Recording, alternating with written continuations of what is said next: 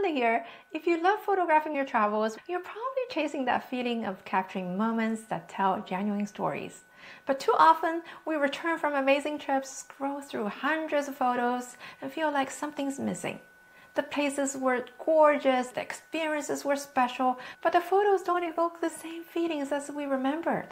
Today, I'm sharing 7 powerful tips that will transform your travel photography. After clicking well over 1 million shutters since 2007, 18 years ago, and traveling across 6 continents, I've learned what truly makes the difference between ordinary snapshots and images that are compelling. Now let's get started. Let's talk about the fundamentals, light. We all know that photography is the art of light. Light makes or breaks a photo. You probably heard about this all the time. When traveling, you need to know how to capture great photos in all kinds of light. So understanding which light works best for specific subjects is crucial. For example, I typically will avoid photographing people's faces in close-ups during harsh midday sun, but that same light might make architecture pop with vibrant colors. So selecting the right subject based on the light condition can significantly increase your success rate. On the other hand, if you don't have other winning elements, for example, the gorgeous mountain lake background, you're just in a normal place, you still can create beautiful photos. Photograph during the golden hour. Whether it's for travel, family, experience, culture, you can take beautiful photos for many subjects in the golden hour and create your winning shots. If you're someone who's passionate about landscape photography but travel with family and short on time, you still have plenty of chances to take beautiful landscape photos during the golden hour, even without a tripod. I've done this.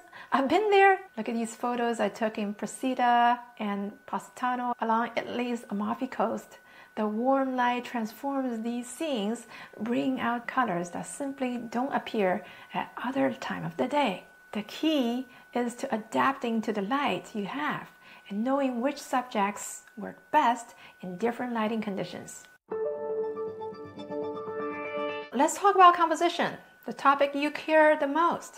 One thing I constantly see in many travel photos is too much empty sky taking up valuable real estate in your frame. When the sky is boring with no clouds or texture, it doesn't add value to your story. Look at this image from the Olympic National Park mountaintop. By changing my angle to shoot from higher up, I included more ground content and minimized the boring sky, creating a much stronger composition. Here's how you can instantly solve your empty or boring sky problem. You can certainly get closer to your subject or change the angle as I just talked about. Sometimes shooting from a higher position instantly minimize your sky. And second, look for natural elements like tree branches, flying birds, or foreground elements to frame your subject and add depth.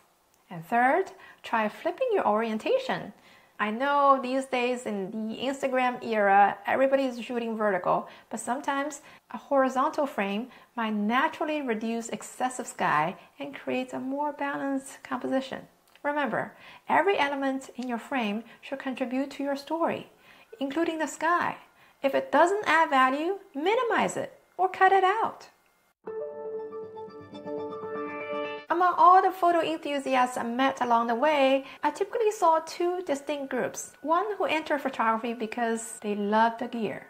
The other who didn't care so much about settings or camera features and just shoot away. It doesn't really matter which group you belong to, you need to converge because photography is a combination of art and science.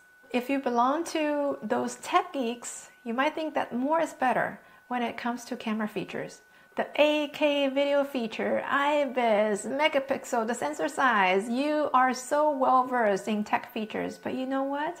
Lots of features you probably never need. A great example is the burst mode. Some of the cameras these days offer 30 frames per second or 20 frames per second. Unless you're photographing Olympic track team, Formula One cars, or cheetah in the safari, you don't really need to take 20 or 30 photos per second. Let me give you some examples. Here are some beach selfies I took just a few days ago in order to prepare for this video. Since my family are not with me, so I volunteered. Look, I wasn't moving very quickly. All the photos in the burst mode look nearly identical. A waste of memory card space and sorting time. Now look at this sequence of my son in Montenegro. I used low burst mode at only 3 frames per second. Carefully timing my shots for the moment he stepped into the light, I got exactly what I wanted without dozens or hundreds of duplicate images. For most travel moments, mid or low burst mode, 3 to 5 frames per second is more than enough. You don't need to pay extra advanced features unless you're photographing fast action. This approach helps you stay present during your travels instead of spending hours deleting similar photos in your hotel room. If you're enjoying these tips and want to learn my complete system, a simple system for capturing meaningful moments without getting overwhelmed by technical details, I have something special for you. My free masterclass, Your Wow Shot Blueprint, teaches you how to capture fleeting moments, whether during travel, culture experiences, family time, or everyday joy. I'll include a link in the description below. Now, if you photograph people during travels, don't think that you always want people to stand beside the camera. Some of the most powerful travel photos don't necessarily have to show face at all. They capture gestures, connections, and genuine moments. Look at these examples from our travels. Dark hedges in Northern Ireland, Mosier Plateau in Oregon, and Kino Rainforest in Washington. You can't see my subjects' faces in these shots, but you can see what they're looking at or interacting with. When photographing people during travel, think about stories instead of poses. Instead of directing someone to stand there and smile, capture them naturally, exploring, reacting, or experiencing. This approach makes your photos more memorable and, ironically, much easier to create. No awkward posing, no forced expressions, just authentic moments. Color plays a crucial role in travel photography, but it's often overlooked. Here are 3 simple principles for better color composition.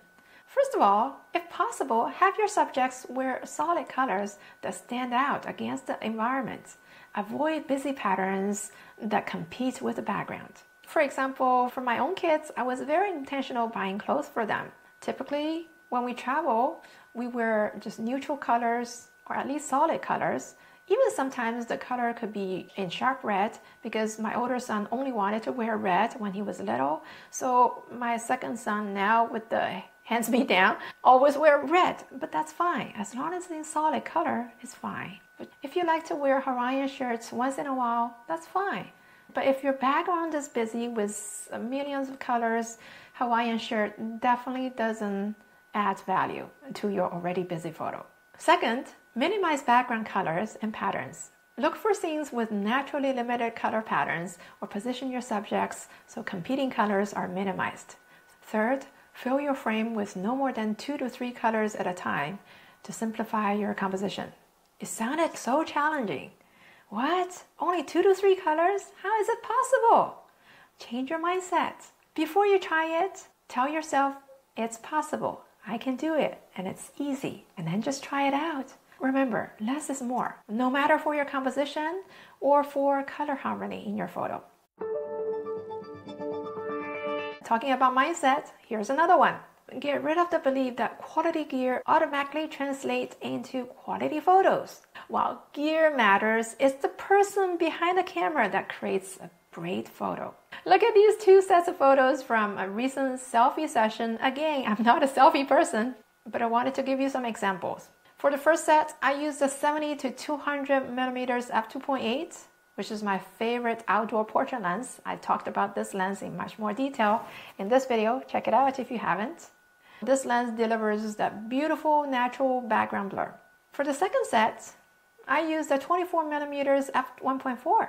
Not a typical portrait lens. Yeah, it produces some great portrait of myself with similar background separation.